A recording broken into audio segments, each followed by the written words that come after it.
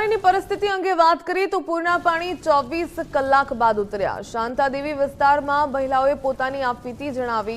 પૂરના પાણીમાં લોકોનું અનાજ અને સામાનને ભારે નુકસાન પહોંચ્યું। પાણી ઓસરતા જ લોકો સફાઈ કામગીરીમાં લાગી ગયા।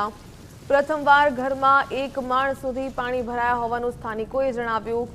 સાથે જ કહ્યું કે વીજ ઉપકરણો પાણીમાં ડૂબી જવાથી નુકસાન થયું। પૂરના પાણી ઉતર્યા બાદ તારાજીના દ્રશ્યો સામે આવ્યા। જે પ્રકારે દ્રશ્યો આપ જોઈ રહ્યા છો, પૂરના પાણી ઉતરી ગયા અને ત્યારબાદ ભારે તારાજી જોવા મળી રહી છે। નવસારીમાં શાંતાદેવી વિસ્તારમાં 24 કલાક બાદ પાણી વિસરવાની સાથે ભયાનક દ્રશ્યો સામે આવી રહ્યા છે।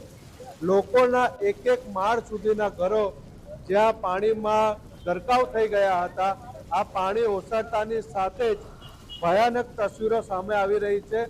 લોકો પૂરના પાણીથી ત્રાહિમામ પોકારી ચૂક્યા છે અને તંત્ર સામે આક્રોશ વ્યક્ત કરી રહ્યા છે કે તંત્ર કોઈ મદદ કરતું નથી, તેનું કોઈ નિરાકરણ લાવતું નથી।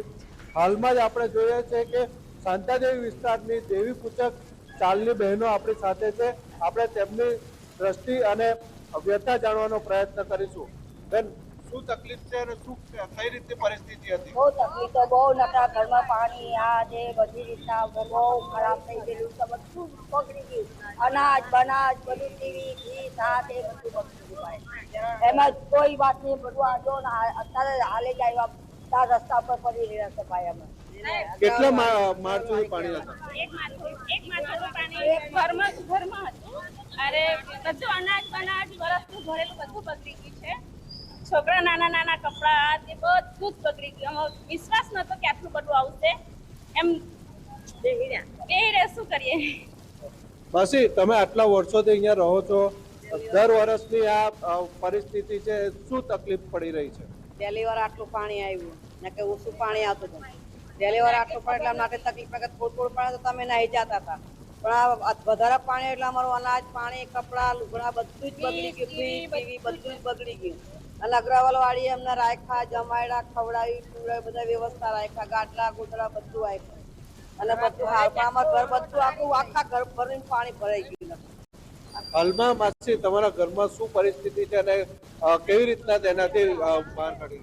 અમારે હાલે એવી છે અત્યારે પરિસ્થિતિ કે ફ્રીજ ટીવી ગોદડા બદડા ખાવાનું અનાજ બધું જ પાણીમાં એકદમ જ કાદવ થઈ ગયેલું।